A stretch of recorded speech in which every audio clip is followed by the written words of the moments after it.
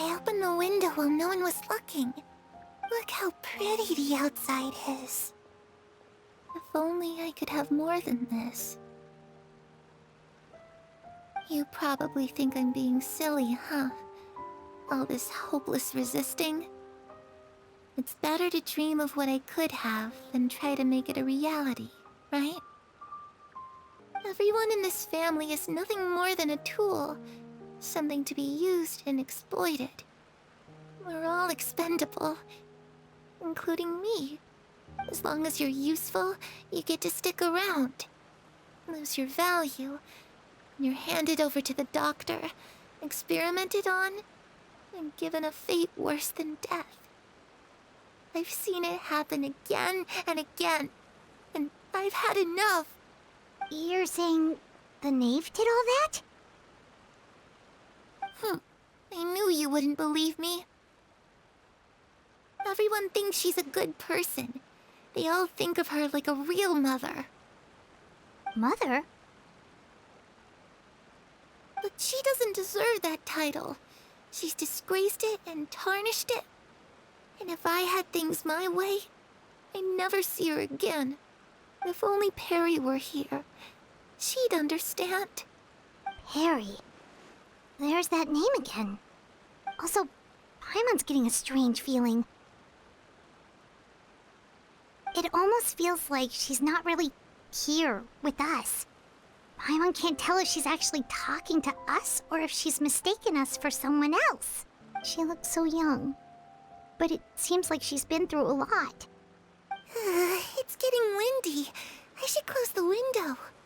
Ooh, look at the moon. Isn't it pretty? Hey, wanna hear a secret? I heard that if you look up at the night sky in Snezhnaya, you can see the aurora. It's supposed to be super pretty. Even prettier than the moon tonight. Perry and I promised each other that once we're older, we're gonna go see it together. But I can't find her. I'm worried she's also been... No, that wouldn't happen to her. She's special. Mother likes her a lot. I should really go talk to Mother, but we just fought. She doesn't want to see me, and I'm too scared to face her. What should I do?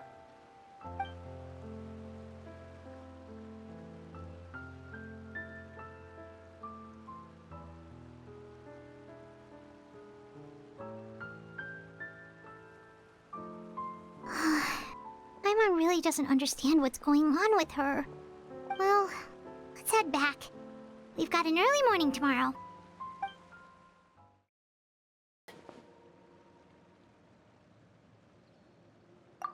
What makes you ask that? Well, we kinda ran into Clairvy last night, and that's what she told us. It's possible that Father and the Doctor have had certain dealings, but I don't think Father would work with him. We're not really on the same side, so there's not a lot of trust between them. That doesn't exactly set the stage for a successful partnership. I did hear, though, that when Father first became a Harbinger, the Doctor offered to work with the House of the Hearth. Father rejected most of his proposals, except for one. It had to do with some sort of secret experiment. I don't know any details about the experiment itself, but I do know it's an entirely independent operation. The Doctor only proposed a direction for the research. That was the extent of his involvement. I still don't think that counts as working together. The details of the experiment are confidential, but complete records are kept on all participants. That doesn't seem to be the case with the situation Clairvy referred to. I know you don't agree with some of the Fatui's methods, and I'm not asking you to. But I am asking you to trust us on this. The House of the Hearth has its own principles. There are certain lines we're not willing to cross. Father didn't come back last night. She's probably still near the shore. We'll be counting on you to distract her.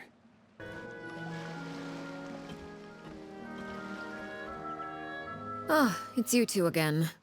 I must say, you look a bit pale. Did you have trouble sleeping last night? A little. So what are you planning to do now? Catch up on some sleep? Or should I give you some time to rack your brain for a topic to discuss before I ask any questions? Although I must profess to being curious. Without Child here, how do you plan on distracting me? Us? Distract you? A good one. But no, we were just here for a chat. Looks like you could have used some extra time to think. No matter. If you don't have any other plans, why don't you accompany me somewhere? Don't worry. I'll be sure to steer clear of any scheming children. The ocean breeze is sure nice today. Children always think they can hide things from the grown-ups. But nothing gets past me. Least of all a little scheming. I think I'll let them have at it for a little longer. I can be very patient. Good things come to children who do as they're told. So I do hope you decide to tag along. If only for your friends' sakes.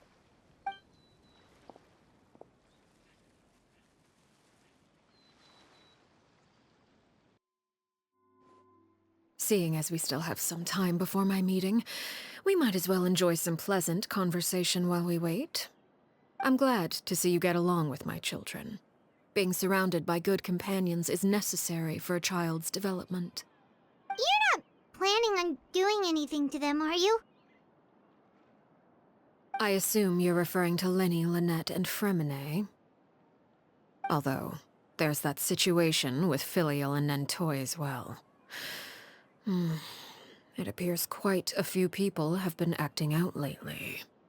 No matter. I'm not one to discriminate. All those who betray the house meet the same fate. There are no exceptions. Does that mean you're going to kill them? Oh, are you here to beg for their lives? I'm sorry to disappoint, but the rules of the house change for no one. In my organization, everyone is responsible for their own actions. Any organization in which feelings come before principles is one destined for ruin. The House of the Hearth is hardly an exception. You could say our principles are more stringent than most. Perhaps I can offer you this consolation at least. As our guests, you two will not be held accountable along with them. I would imagine Linny, Lynette, and Fremine will be able to keep their lives. As for Filial, Nentoy, and the others, I'm afraid there's little I can do. They can try to escape, but once you know our secrets, there's no getting out alive. But that's awful. Ah, you seem concerned. Out of consideration for my guests, I suppose I could turn a blind eye for a little longer. If Linny and the others manage to dispose of Claire V in the meantime, all evidence of their wrongdoing will be lost. In that case, I could hardly punish them for something I couldn't prove. If their efforts are unsuccessful, on the other hand, all will be held accountable. And the punishment will be severe. Of course. Oh, and here. I believe this belongs to you. Do try and keep better track of it next time. It takes a considerable amount of time to train a bird like this. It would be such a pity if you were to lose it. Permanently. Wait, where did you get that?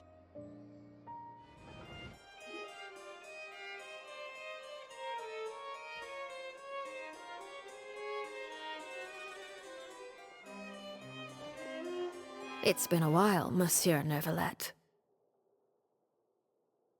I must say, I wasn't expecting my meeting request to be approved quite so quickly.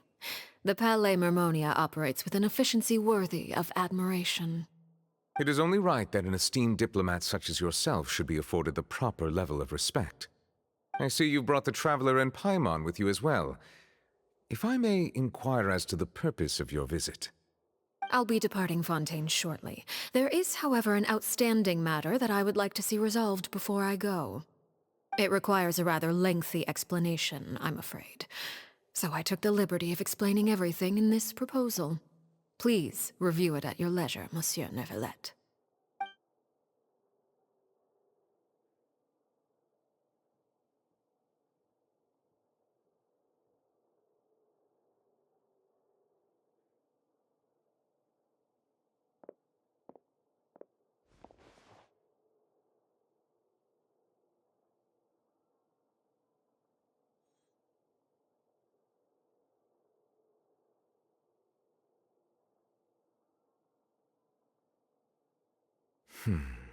I understand your request.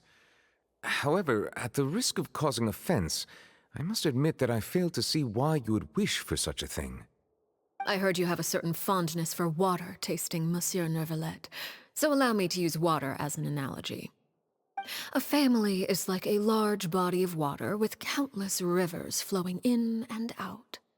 As someone who watches over this system, I would hope that each river that flows from the source will eventually reach the ocean. Of course, objectively speaking, I know this is impossible. Most of the rivers will dry up along the way, disappearing into the ground and leaving nothing but a barren riverbed behind. Not all rivers are destined to reach the ocean, but I would not see their existence rendered meaningless.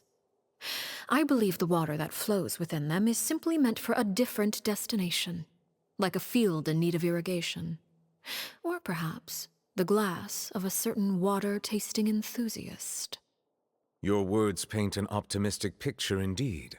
Allow me to remind you, however, few among us are willing to sip from a glass filled with tainted water. It may have been tainted at one point in time, but not to worry. I'll make sure it's strained of all impurities and returned to its cleanest form.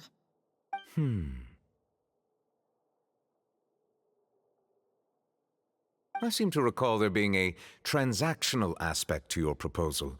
Perhaps you could expound on that? If you accept my proposal, Monsieur Neuvillette, I will gradually withdraw my forces from Fontaine. And, unless absolutely necessary, I will no longer carry out any special missions within Fontaine. I presume I can take your words to mean that, in the future, cases similar to the Tartuffe assassination will cease to cross my desk? Tartuffe? Ah, that thief who embezzled funds from all those charities, you mean? My deepest condolences to his family, but without any evidence, I cannot imagine how the House of the Hearth might have been involved in his passing. Of course, if you accept my proposal, Monsieur Neuvillette, I'm sure certain measures could be taken to reduce the frequency of such troubles. You choose your words carefully indeed. In that case, I am inclined to accept your proposal. My thanks for your generosity, Monsieur Neuvillette. Well, with that settled, we should be going now. I took the liberty of bringing along 2 bottles of spring water from Snezhnaya for you to enjoy. I do hope I get the chance to hear your impressions. Perhaps at our next meeting, yes?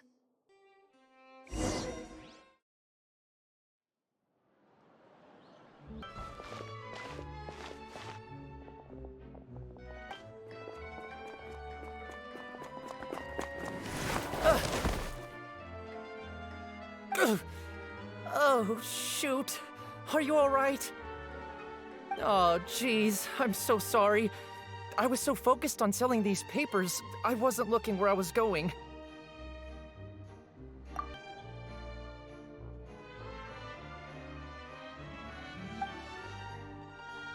Hold on. I'll take 3 papers. Here, your payment. Well, now that my affairs are settled, we should take the boat back to Poisson. We've even acquired some light reading to enjoy along the way. Paimon just realized how hungry she is. She can't head back to Poisson on an empty stomach.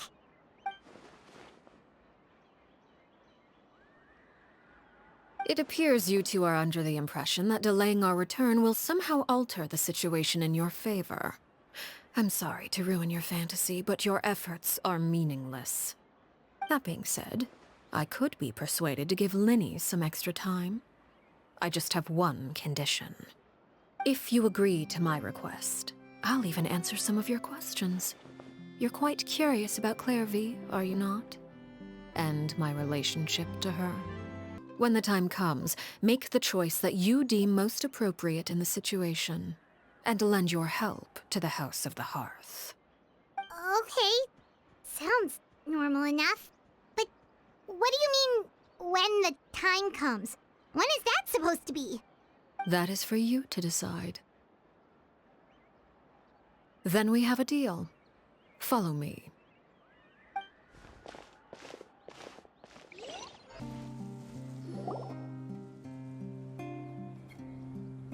What is this place? Somewhere long forgotten by everyone. It used to be a grand building. Now it's nothing more than a pile of rubble. No one comes here anymore, nor does anyone care about what once happened here.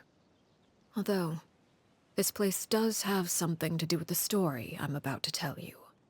It was before I became a harbinger, and before Linny and the others joined the House of the Hearth. Due to certain events, I first killed Clairvy and then her mother. And this is where it all happened. You were the one that killed Clairvy? Patience now. Allow me to explain Clairvy's side of the story first. I'll start from the beginning. Clairvy was 6 years old when she was brought by her mother, Crucibina, to live in the House of the Hearth. From the outside, it seemed like a fairy tale. A thriving family made up of kind adults and friendly children. Crucibina was the knave at that time, and the House of the Hearth was under her control. She was Clairvy's mother by blood, but she was also the mother to all the children in the house. Clairvy was happy here, for a time. But she quickly realized that being part of this family wasn't a fairy tale at all. It was a kind of purgatory. Purgatory? Exactly. The House of the Hearth takes in war orphans from all over Tevat. But as for how to raise them, that depends entirely on the person in charge. Crucibina came up with a novel idea. She would teach the children to fight, force them to duel each other, and then crown as the king of the house the child who proved themselves most worthy of inheriting her title. It's difficult to estimate the number of children who died or were maimed in the process. There's little I can say about the ones who died. The ones that emerged with permanent injuries, on the other hand, well, they still served a purpose. They would be handed over to the doctor to be experimented on, or sent away on dangerous missions. Nothing more than tools to be used and then discarded. So those were the experiments Clairvy was talking about. But what actually happened to her? Despite being Clairvy's mother, Crucibina cared little for her daughter. She forced Clairvy to join the House of the Hearth only as a means to demonstrate her own impartiality as a mother, to prove that she treated all her children equally. Clairvy did try to convince her mother to change her ways, but it was to no avail. After her efforts failed, the only other option was to rise up and try to fight back. Unfortunately, the other children had already been thoroughly indoctrinated into the illusion of happiness Crucibina had created. Of course, there was one exception. Someone Clairvy's age who knew the truth about the House of the Hearth. Her name was Peruere. Wait, the friend that Clairvy mentioned? Friend, huh? I suppose we can call her that for now. Clairvy was a cheerful and passionate person with a tenacious spirit. Peruere, on the other hand, was rather cold-blooded. Her cold-blooded nature allowed her to see through Crucibina's facade. Yet, it was also this cold-bloodedness that prevented her from acting against it. At least at first. While Clairvy longed for freedom, Peruere was convinced that, amid all the fighting and violence, she would make it until the end. Despite their differences, the two became fast friends, united by their knowledge of the truth. Clairvy told Peruere that she hoped to create a real family, where no one would be killed or sacrificed. There may have been a certain naivete to her ideas, but Clairvy proved her determination many times over. She tried countless times to run away, ask for help, or expose the truth. But her efforts only earned her beating after beating. The only thing that kept her going was her strength of will. Even with her body racked with pain, she would still stand on her tiptoes and open the window at night. She and Perouer would look out at the moon together, a fierce longing for freedom shining in her eyes. But one day that light simply vanished. Oh no. What happened? Her hopelessness resulted from a culmination of things. 10 years had passed. 10 years worth of failure after failure.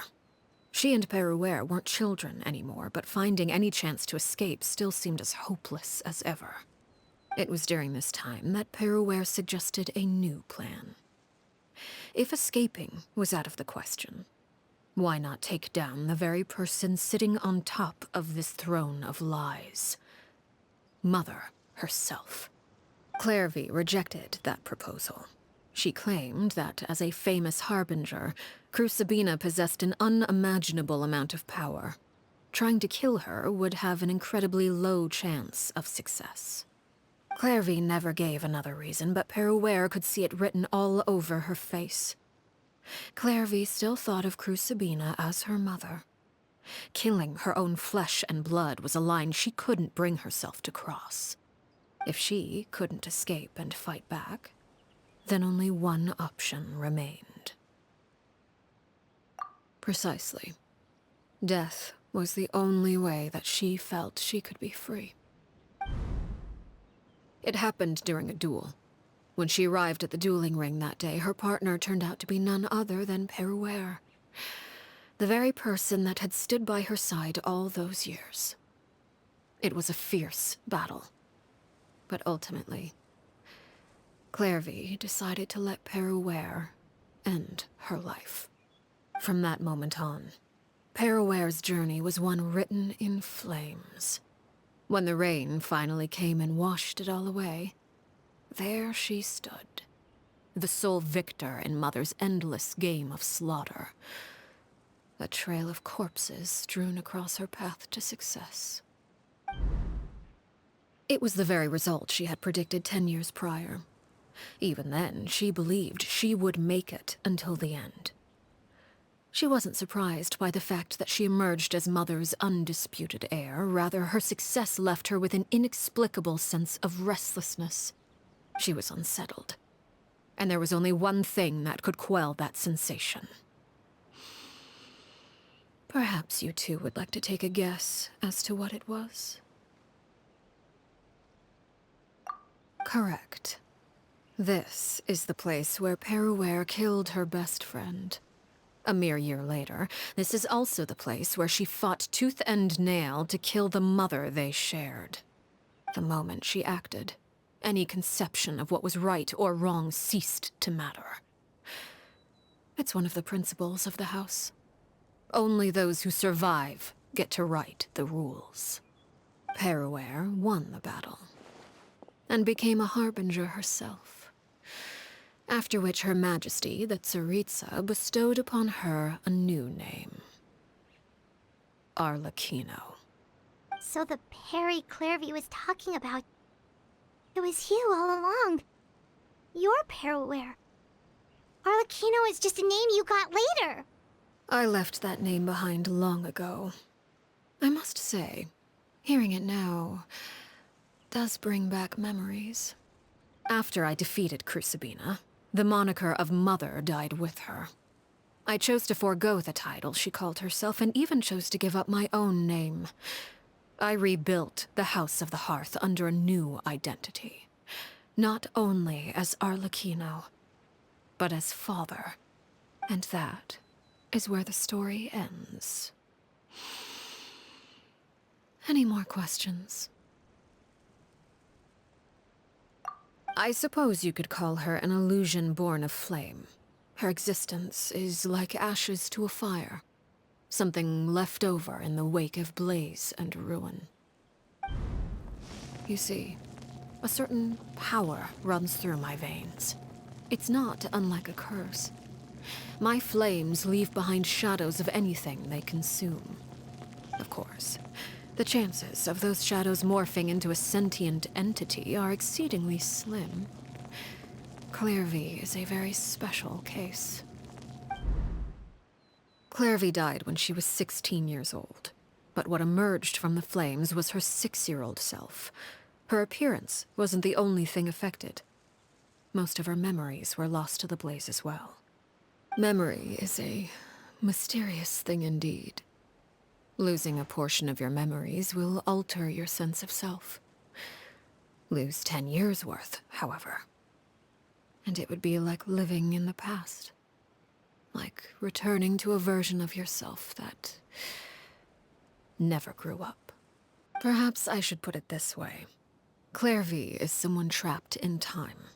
It may seem like she exists with us in the present, but she truly lives in the confines of her own past. So if all of that is true, then you must have known about Clairvy for a long time.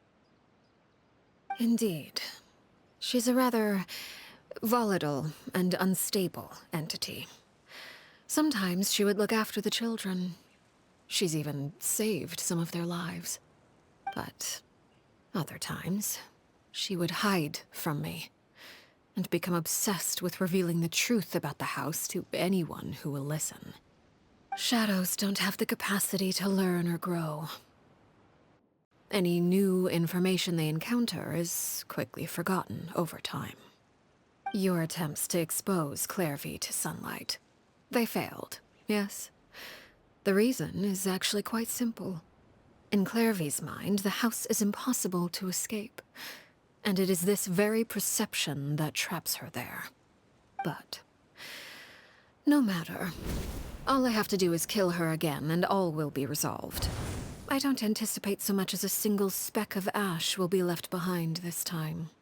So what if she's trapped in her 6-year-old self? She's still your friend! At least talk to her first! It's too late for that. She broke the rules, and now she must be punished. That goes for Filial and Nantoy as well. She's had quite the effect on them. I hope you understand. The difference between Crucibina and myself lies in our formulation of the rules, not our policy for enforcing them. Upholding the rules without question is a trait we both share, because that is how a household should be run. Is this really what you want to do? Whatever could you mean? Don't you want to say a proper goodbye at least?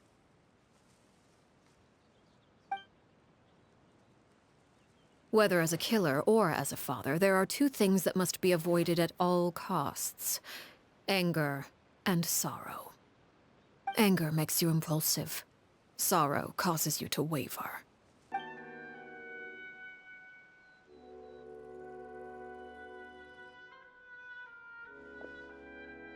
Here they are, Father. Oh, you gonna execute him? Seeing something like that would actually be a first for me. Lenny! Huh? Are you... Perry? Indeed, it's been a while, Clairvy. Perry! Shh, stay right there. I'm sorry to postpone our reunion, but first I believe certain scores need settling.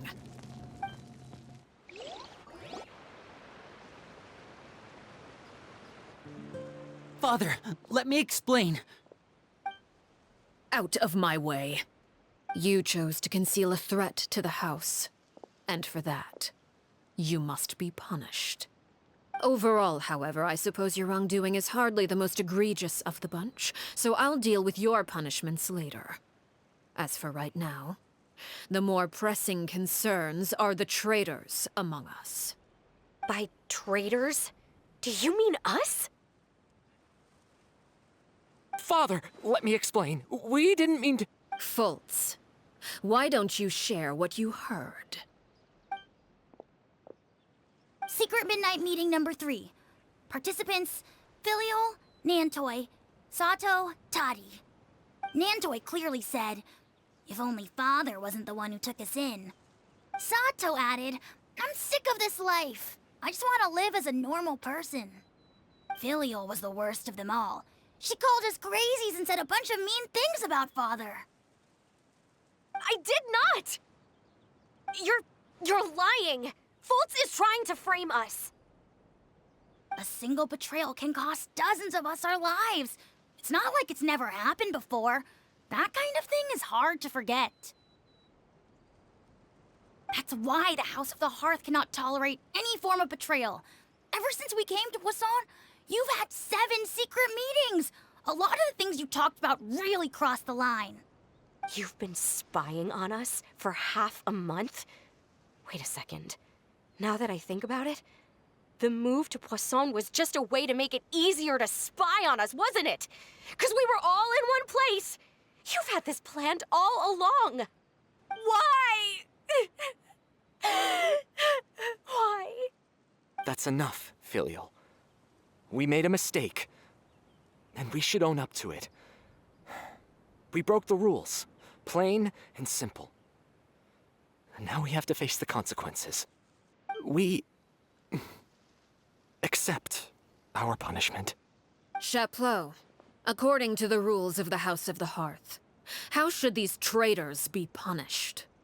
All those who betray the house pay with their lives. And so it shall be.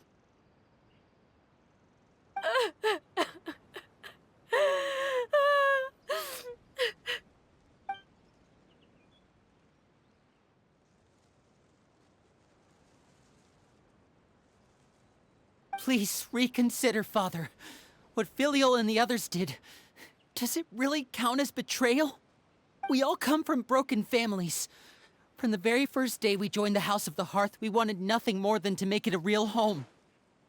But the truth is, none of us know what a real home should look like. I'm not saying I have all the answers. All I know is this. Killing Filial and the others may uphold the rules, but doing so will only bring us further away from being a real family than we've ever been. So please, Father, please reconsider. I agree with Linny. Father, please. Linny, you...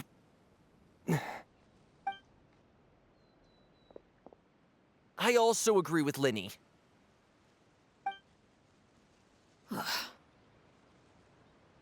An order once given cannot be rescinded. However, given the extent of your determination, I suppose we shall have to go about this a different way. Draw your weapons and face me. Our weapons? Father, are you referring to a duel? Precisely. The rules of the House will not be altered. Traitors must be punished. However, resolving disputes with a duel is also one of our rules, one that also applies to me. Demonstrate a sufficient showing of strength, and I shall offer a concession. Wait. Beat Father in a duel? Impossible. Father is way too strong, even for Lenny.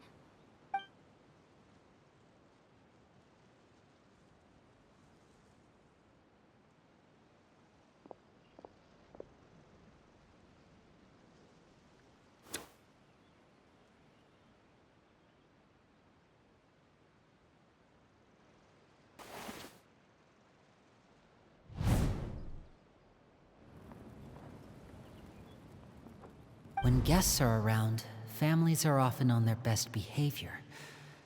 And any disputes are less likely to escalate. When the time comes, make the choice that you deem most appropriate in the situation, and lend your help to the House of the Hearth. Traveler?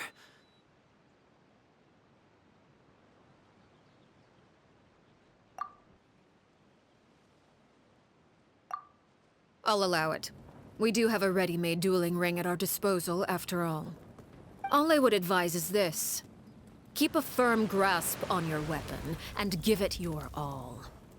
Any less, and you may just lose your life.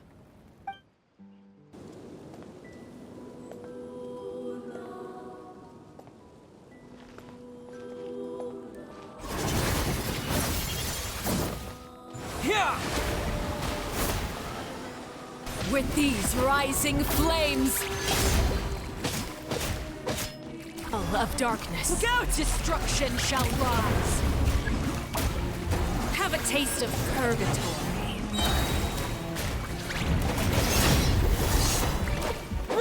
Bombs away! Yeah!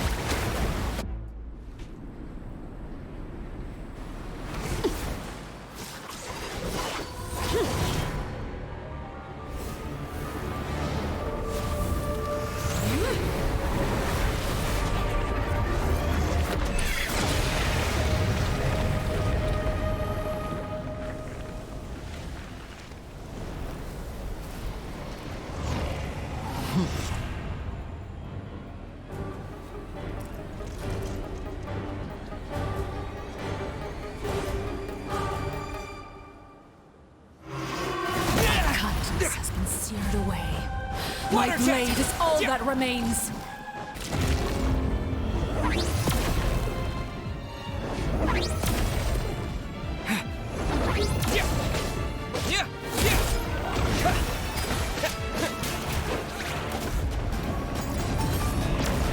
The sun and moon have set.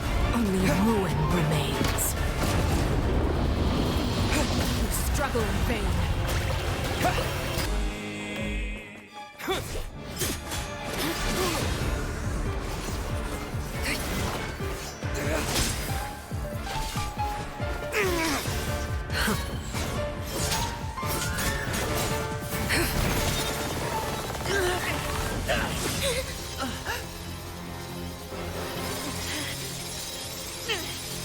You should know better than to crowd in one place.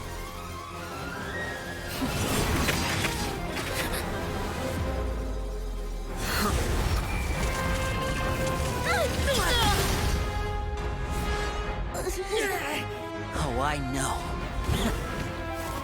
No! I'm sorry, Father!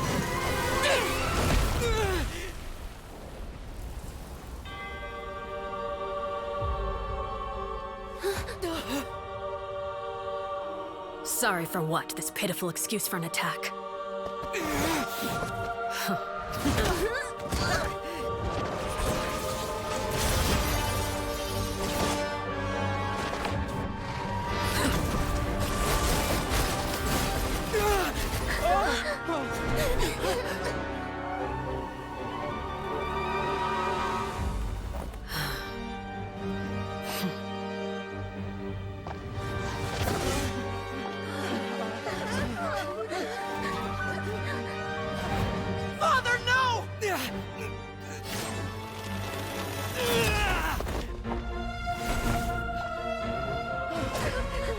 Made it out, did you?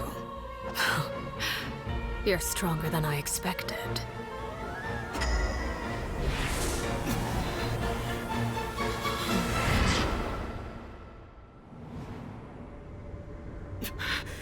A crimson moon? I can't move.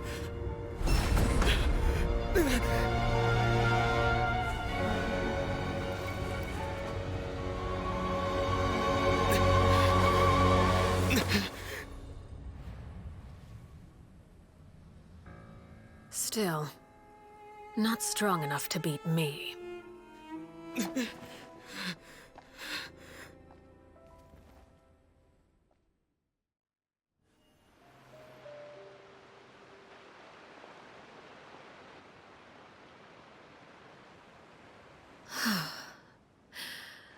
I believe we can end things here.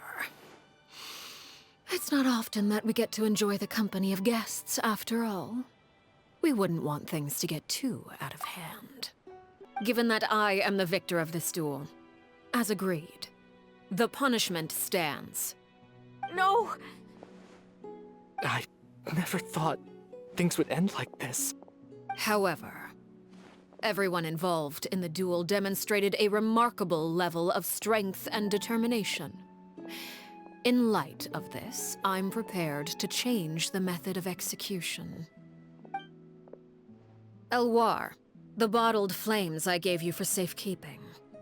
Do you still have them? Yes? I wasn't sure what they were for, but I've kept them super safe. I didn't lose a single one. Bottled flames? Indeed. They're the product of a secret experiment. Under certain special circumstances, flames can be extracted from my person and preserved. Once ingested, searing pain will spread across every inch of your body. No harm will come to you physically, but your memories will be burned away. If you can withstand the pain. When you awake, you'll have forgotten everything you know about the House of the Hearth, and will be expelled from the organization. In other words, administering this concoction will kill the version of you that grew up in the house, and give you a new identity.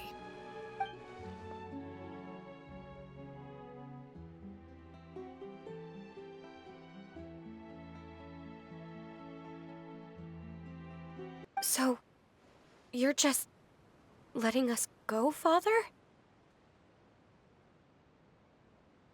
You misunderstand.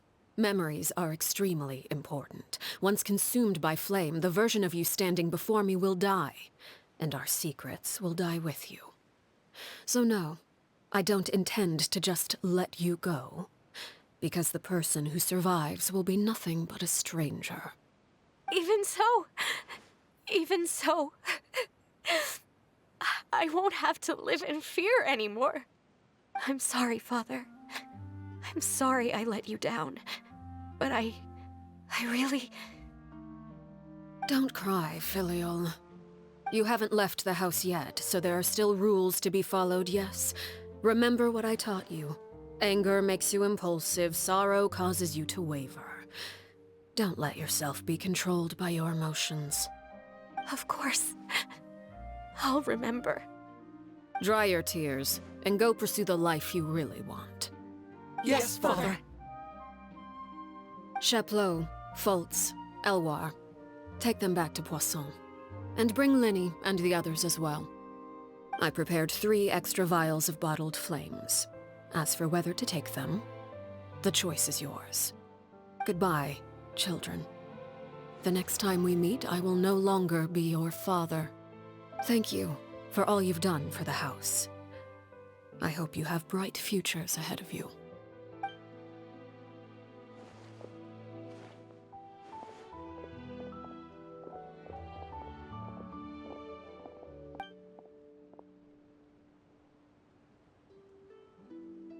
Clairvy.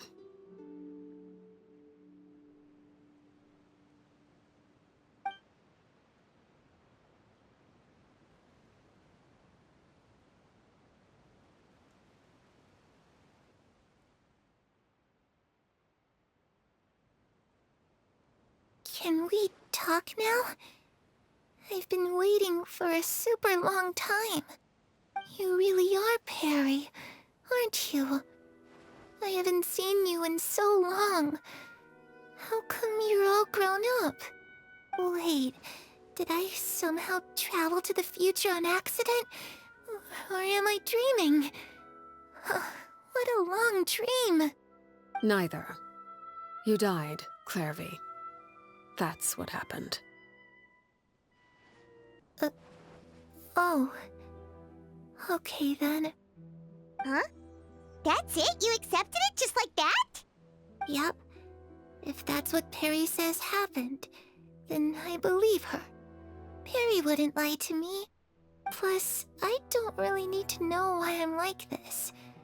I'm more curious about what happens in the future.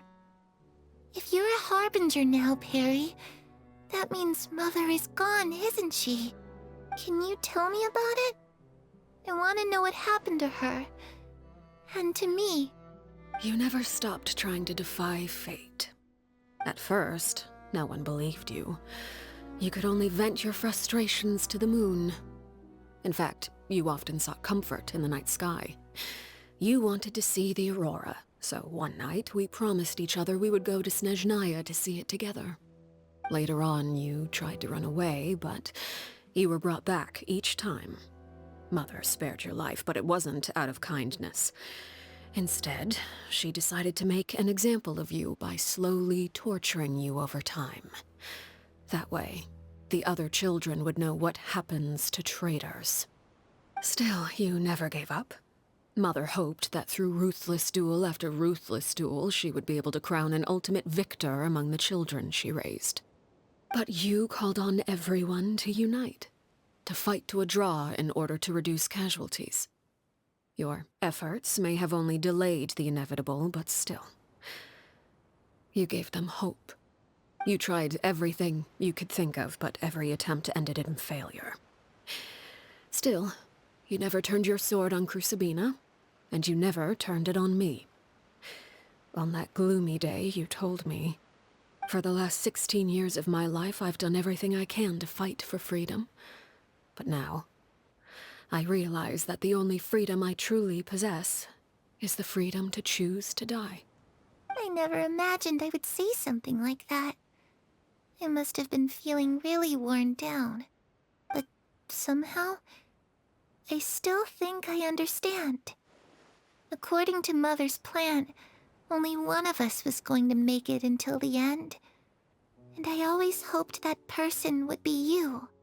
If I could do it all over again, I still don't think I would make a different choice.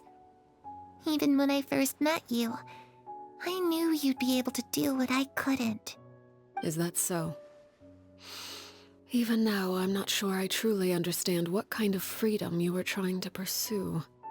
But as the head of the House of the Hearth, and as the children's father, I've tried to give them the most basic of freedoms. The freedom to choose their own fate. It's something I discussed with the Iudex of Fontaine. The children who want to leave the house will have their memories wiped clean of all secrets pertaining to the organization. In return, they will be allowed to live a normal life in Fontaine without being prosecuted for their past. Of course, I won't simply hand freedom to them on a silver platter. They have to fight for it and prove themselves worthy of it. Only freedom that is earned has true value. That's more than enough. That's exactly the kind of life I was fighting for. I'm really happy that you're the one who took over the house. I guess I do have one regret, though. I still haven't seen the outside world. Well, it just so happens that our dear guests over here have been to many nations and traveled to countless places. Perhaps they would be willing to tell you what the outside world is like. Really? Of course! We've traveled all over the place. We've got so many stories, we could probably talk your ears off for 3 days straight!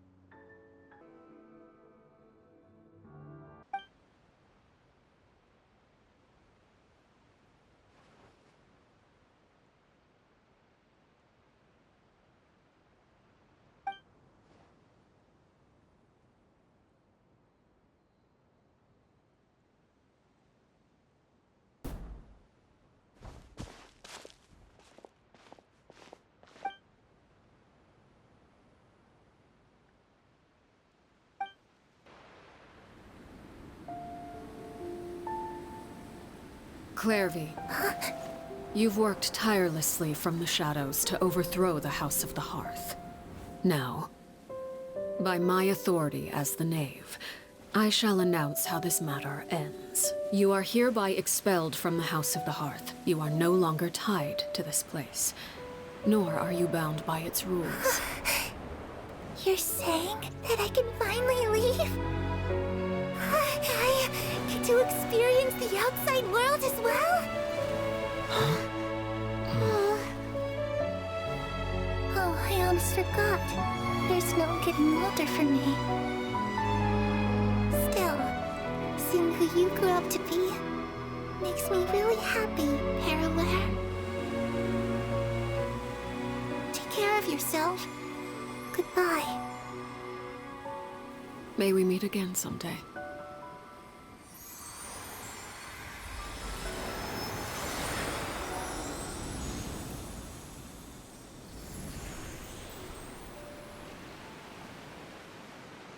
Clairvy.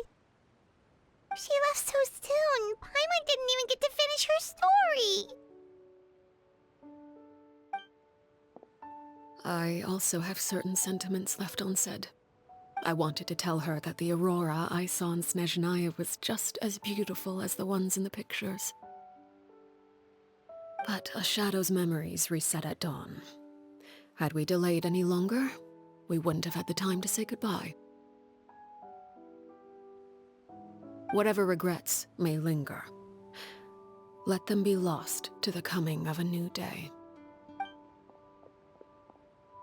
Father?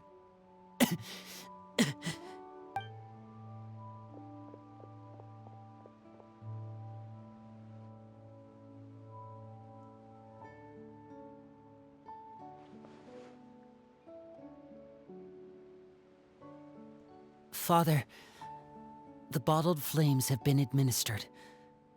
Filial and the others have left the house. And you?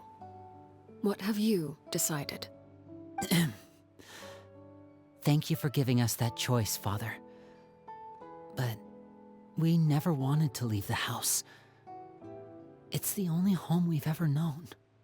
Lynette and Fremine feel the same way. They're recuperating back at the Hotel Bouffe d'été. But I decided to come back and tell you where we stood. I'm sure you're well aware of the expectations I have for you. I want you to follow in my footsteps and become the next king of the house. Yet you seem to have different ideas. I must admit, I'm rather surprised by your decision to stay. There's nothing wrong with choosing to live a quiet life. Leading this organization is a heavy responsibility, one not so easily carried by someone forced onto the throne. I just never understood what you saw in me. What made you believe I was deserving of that throne? You're brave, talented, and, most importantly, you cherish your family. You would do anything to protect them, even if it costs you your life. I'm not deserving of that title. I'm not strong enough or smart enough. You're wrong. In my opinion, all you need to be deserving of the throne is conviction and the necessary strength to act on it. We may have different ideas of what it means to be a family, but you can hardly be said to lack conviction. What you truly lack is strength. For someone of your talent, though, that's something that will come with time. Even without that strength, you still chose to face me in a duel, even though the odds were stacked against you. That capacity to honor your convictions is what I truly see in you. No one knows what the future holds, what tragedy or triumph may be in store. Being at the head of this organization requires the strength of will to face whatever comes. Caution will only hold you back. If reaching a certain standard were required to go after what you want, I would never have succeeded in killing my predecessor. Back then, there was still a considerable gap between our abilities. Strength may decide the ultimate victor, but those who let a lack of strength dictate their decisions or undermine their convictions will never be worthy of the throne. I understand, Father. Thank you. Children must grow up to surpass their parents. Only then can a family continue to flourish. The road ahead is not an easy one, so I'll ask you one last time. Are you certain you want to stay? You've done so much for me, Father, and that kindness must be repaid. Plus, with Project Stuja at hand, there are many dangers ahead, and I, for one, don't intend to back down. Protecting my family at all costs. That's my conviction. Then you're welcome to stay. As for Project Stuja, you need not be too concerned. If those cowardly businessmen and heartless dignitaries try to take us down, I'm prepared to teach them a lesson. Having members who longed for the light was our organization's last weakness. With those members no longer among our ranks, the House of the Hearth is like a spider hiding in the shadows. We need only wait for our prey to come to us. At present, Our imperative is to use their plan to our advantage. In doing so, a crimson moon shall rise amid the frigid blizzards of winter. No demonstration of loyalty shall go unrewarded, and no sacrifice shall be in vain. As for the two of you, whether we meet again as friend or foe, I'll remember the camaraderie we shared in this moment. No matter how arduous the journey ahead, I hope we both reach our desired destination.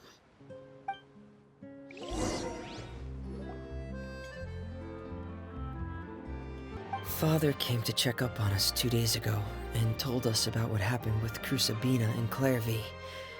Actually, I've met Crusabina before.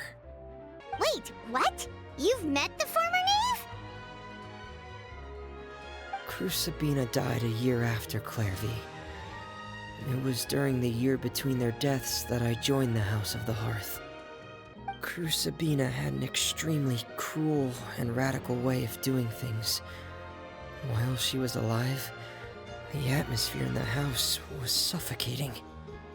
When I joined, though, the experiment she valued so much had already come to an end, and all the people involved, dead and injured alike, were gone. Crusabina never talked about the past with us newcomers. A couple of months after I joined, Father killed Crusabina and burned all her files. With that, the names of all the people subjected to her experiments, Clairvy included, were lost to the flames, along with the painful memories they represented. Father took in Lenny and me a couple months after that, but she never mentioned anything about Crusabina or Clairvy. It really seems like something she was planning to keep to herself. The last time you talked to her, did she mention why she kept it a secret for so long? She said she didn't want us to be affected by the darkness of the past. She was worried we'd develop a false sense of gratitude towards her if we knew about it. The foundation of a family should be free of any corrupting influence. Whatever happened in the past, it has nothing to do with who we are now. And that's what Father told us in the end. Father rarely brings up the fact that she saved us. She doesn't believe that being indebted to her should be what ties us together. But even if we didn't owe her anything, we would still choose to stay. Because this is our home. We may have arguments or times when we feel wronged. Some people may even choose to leave. But as long as Father is here, we will always have a home. Whether the path before us is bathed in sunlight or shrouded in shadow, we'll follow Father wherever she chooses to go. Are Filial and Nantoy okay? I actually saw them at a cafe this morning. They didn't recognize me. From what I could tell, they were drinking coffee and talking about one of the operas that started running recently. They seemed happy. If I had to take a guess, I would say they finally found the kind of life they always wished for.